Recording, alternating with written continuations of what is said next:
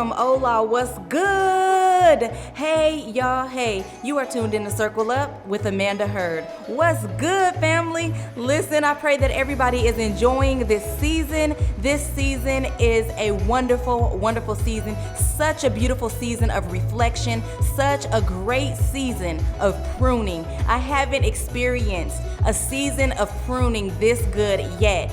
Although throughout the years, we go through different times where it's time to be pruned again and pruned again and pruned again. But I have to admit that this pruning season has been my best yet pruning season. God has just been doing a phenomenal work. And I think that it's not even so much that he's been doing the phenomenal work, because I feel like every time he prunes, it's a good thing. But it's more so me allowing him to come in and really rid those things, and then me actually doing the work, like moving and growing in the work and the beauty that he has done inside of me. And so that's what just makes it phenomenal, all in all, for me. I'm so thankful for this opportunity. I'm so grateful that I'm able to be at a place where I can literally put away all the things that has been holding me back. I can put away all the things that I thought I wanted to hold on to. I can place my trust in such a great place this time around that I'm not worried about the things that I have to let go. So that's what's been making this amazing for me. And I pray that you all have been finding something in these episodes, something in this season that has pushed you, questioned you enough to push you to the place where you're freely allowing God to do all the work that he desires to do in you too. Well, here we are, brand new episode. This episode is titled, What Am I Reflecting? What is it that I'm mirroring? What is it that I am birthing? What are the things that I am showing forth? When people look at me, when people see me, do they only see what they see, or do they see more than what they see? And I'm going to talk about what that means to me, and I'm going to talk about what that looks like out here. So let's dive in. What am I reflecting? So any way you put it, in life, we are mirroring something, right? It's like when people look at you, a lot of times, I don't know about y'all, but me and my husband talk about this a lot. Whenever we go back to the town that we pretty much grew up in, for him, all the way, for me, somewhat. But when we go back to our town, we can look at some of the younger kids there, and we all automatically know who their parents are. You ever been there? Were you ever able to look at some children or look at some kids and then be like, oh yeah, that's Jake them kids. Oh yeah, those are that's the Johnsons, or yeah, those are, the Arados. I don't know. I don't even know if that's a last name. But anyhow, listen, that's the point anyway. Shouldn't be, because I don't want nobody to think I'm talking about them. But listen, so many times we were able to go back to our hometown, and we're like, you can look at these young kids and you're like, oh my gosh, that's so-and-so kids.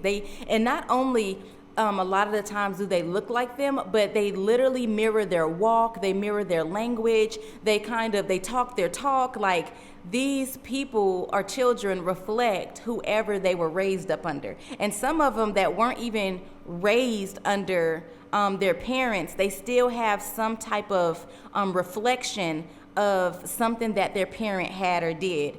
And so I said that I pulled that point out just so you get a better idea of where I'm coming from when I say, what am I reflecting? So somewhere in life, if you look at your life, you are mirroring something. The thing is, what is it that you're mirroring? We go through all these crazy times, and now I want to talk to a specific crowd. I want to talk to leadership. I want to talk to people who are in positions of high roles. I want to talk to the people who have people connected to them. Today, I want to talk to a people that have a following. I want to talk to people that are in charge of not just a position of certain things, but of people. And because this is so important, because as you are leading people, as you are teaching people, as you are in charge of guiding these people, what is it that you're reflecting? Because whatever it is that you're reflecting, whatever it is that you are mirroring, that is going to be the thing that they mirror. And so the things you'll grow to learn throughout this conversation is the things that you bear, the fruit that is coming from your stems is going to be the fruit that comes from theirs. So it's like this lifelong cycle. And in that, you want to make sure, listen, leaders, teachers, people that are in charge of folks, you want to make sure that you are mirroring the truth, mirroring the things that are to be mirrored, bearing ripe fruit, bearing the fruit that does not just look good and then you bite into it and it's soggy, but fruit that is whole, that is sweet, that is ripe, that is good. You want to make sure that all that you are releasing is the things that God has called you to release. And I don't care what field you put this in, but be sure that is what you're doing. Do a self-check. This is a season of reflection. This is a season of pruning. This is a season where, it's all about yourself, nobody else. You're not pointing the finger. You're not looking at your boss. You're not looking at those that maybe even you're following. You're looking at yourself. Because we all have a part. We all have a role. So even if you are following someone who you have been kind of looking in the mirror and seeing a reflection of them, be sure to even check that before God and say, God, is this what or who I am to look like? Because the answer should be bold. If it doesn't look like him, then it's wrong. If it doesn't reflect him, then it's wrong. If it doesn't, show forth the fruits of his spirit, then no. You're wrong. You should not. You're in error. You should not look like that. And so this is just really good to me because there has been places and areas in my life where the fruit was ripe, the fruit was good, and then there was areas in another spot of my life where the fruit was not so ripe. The fruit was not so ripe. It looked good, but it was not so right. The things that I was reflecting, the people that I was mirroring did not have ripe fruit. And I say that so boldly, and I say that with so much confidence and even with a little giggle behind it, because as I was growing from that branch, I didn't recognize it. I only knew what was right from what I came from, if that makes sense, So sometimes it's a little challenging to see because we find ourselves in these places where when we begin to look at ourselves or do self-checks as we're taught, we still compare it to man and not God. And that's the part that gets me giggling. That's the part that's a little funny to me because who is man? Men, there's always going to be flaw and error in people. There's always going to be wrong in people. Like none of us are perfect. And so if we ever find ourselves bearing the fruit of man, then we will always be wrong. But if you are following someone who is following Christ and the fruit that they are bearing is the fruits of Christ, and then when you begin to grow fruit, you learn that, oh, this isn't fruit of Amanda, this is fruit of God, then you understand that, yes, you are bearing right fruit. You are reflecting good things. You are reflecting the things of the Spirit, the things of not of the world, but of God. You will learn that it's not you comparing yourself to Amanda, to man, to people, but you are comparing yourself to God, and never in the sense of trying to be as he is, but in the sense of being all that he has called you to be. And so that's the biggest difference and the biggest layout of this entire episode is that we get to a place where we begin to line ourselves up with the things that God has called us to be.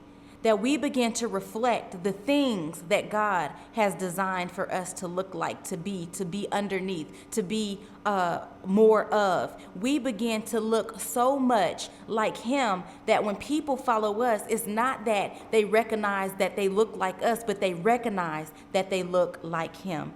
This is good to me.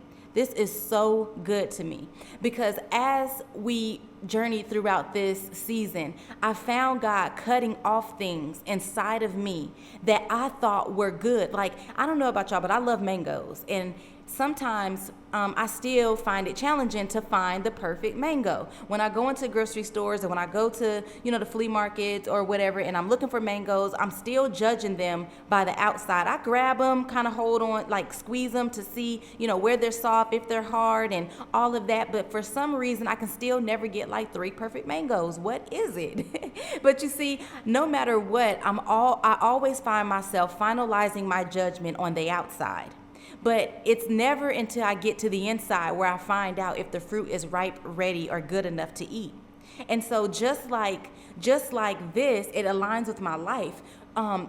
I've connected to people who I really enjoyed. I loved the lifestyle that they were living. I loved the genuineness that they poured into me. I loved being around them because they were funny, they were fun, they were exciting. I felt that we were like-minded so much in a way that it was just great company. And who doesn't love to be around great company, right? And so all of these things have clouded me in a sense to view them as people after we got so far into the relationship that I started kind of viewing them as head of leadership. Now understand, in leadership, yes, you are going to be the forefront. Yes, you are going to be the one that's guiding and leading the people, but there is still a head above you, and that head should always be God. I know people talk about, but then there's somebody over them and somebody over them and somebody over them, but understand that the main head, the ultimate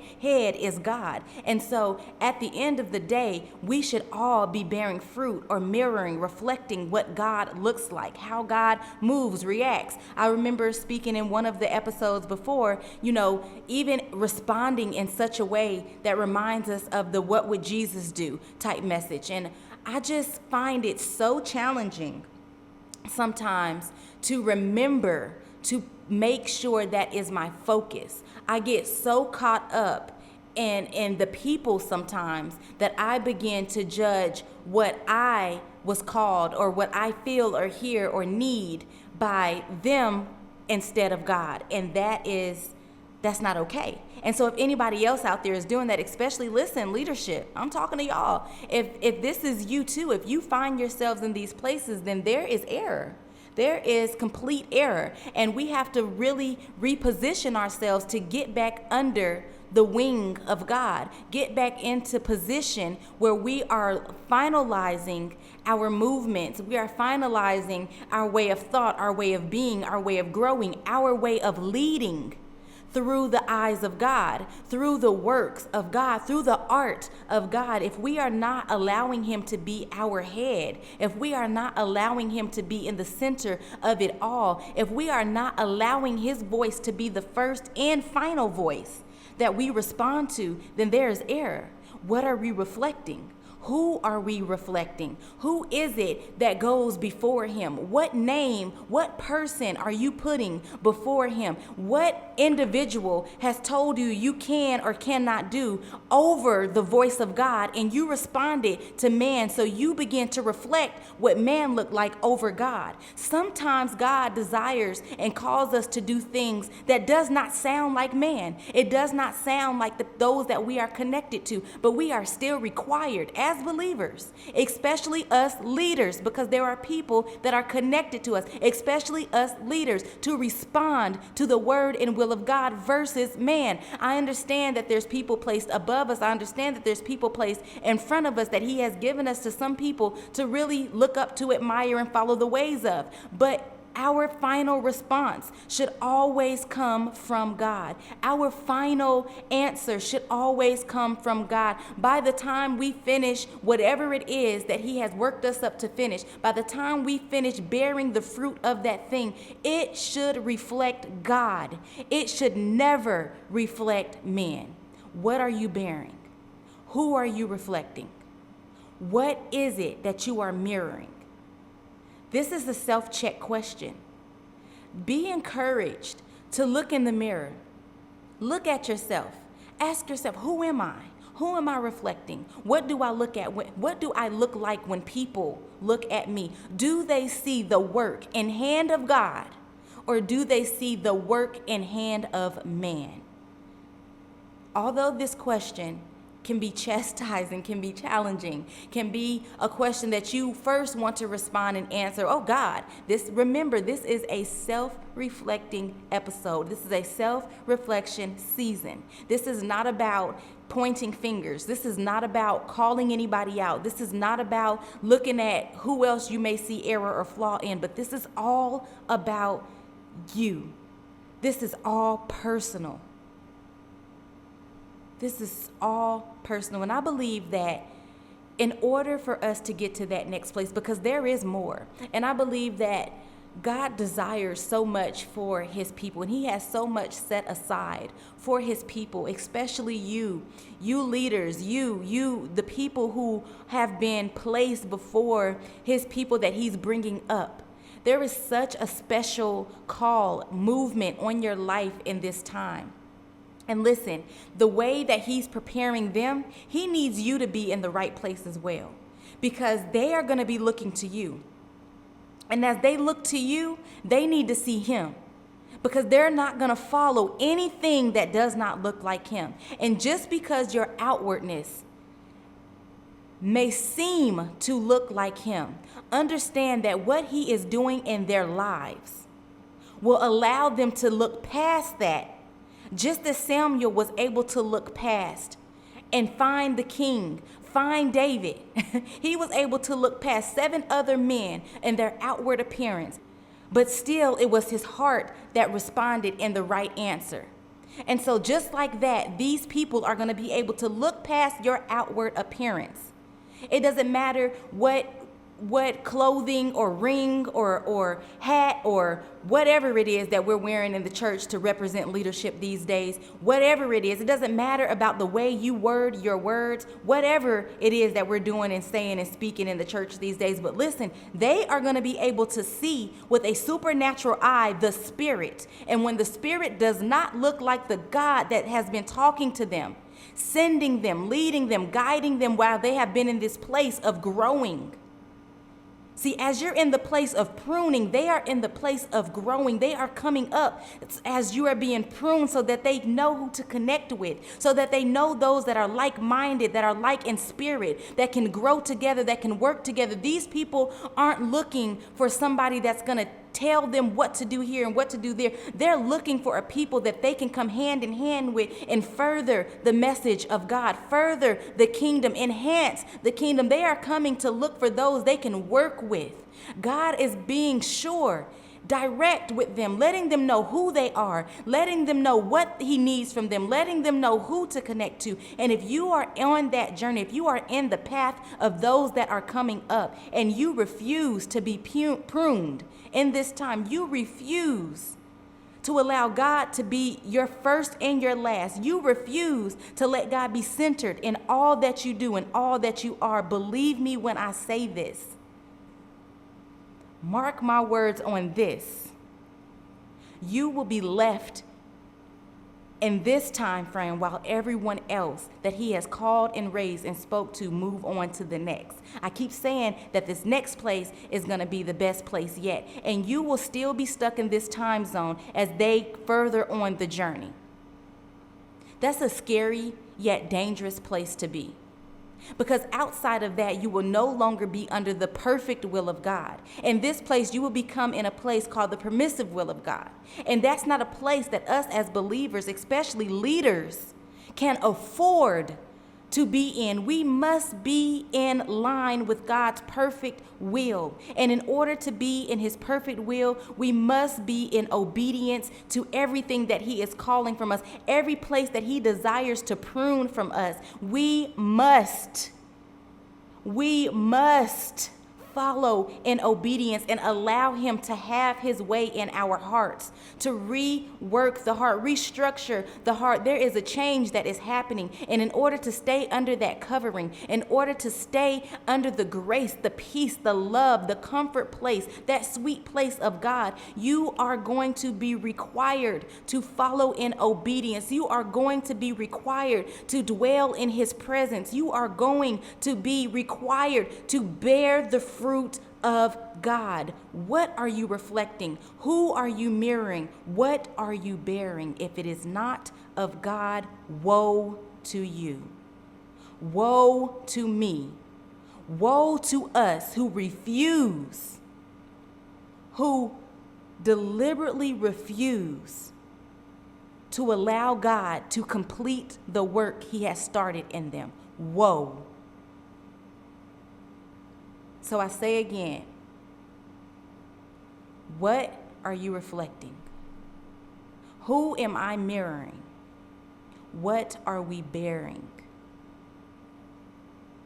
That's all I have for you all today. I pray that this message, I know was a little more intense than normal, but I just feel Holy Spirit really all over this message. I feel as though this is an urgency to reach the ears of those who will hear. I feel that there is something that needs to be shaken up, and pruning isn't always fun. It isn't always cute. Pruning, if you think about it, it is cutting away things that are unneeded, that will suck the life out of the living thing, and so that cannot take place in anything that's living. So the things that are designed to live on, the things that are designed to give much life, the things that are designed to bear much healthy fruit, ripe fruit, cannot be wrapped around the things that need to be pruned away, that are full of deceit, full of things that are against God. And so I pray that we move in obedience. We open up our hearts and allow God to do what it is that needs to be done.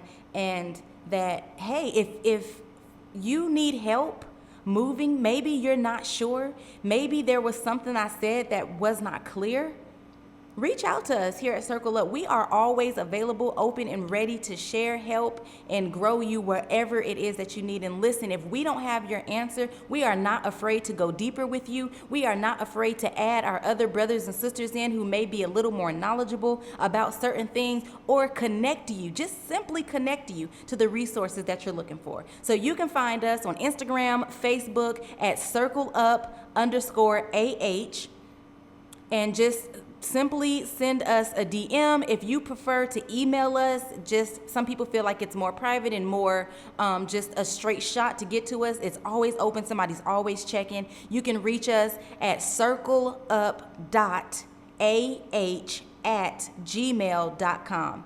With much love, I cannot wait till you guys tune in for our Monday morning prayer. Be blessed, guys. Bye.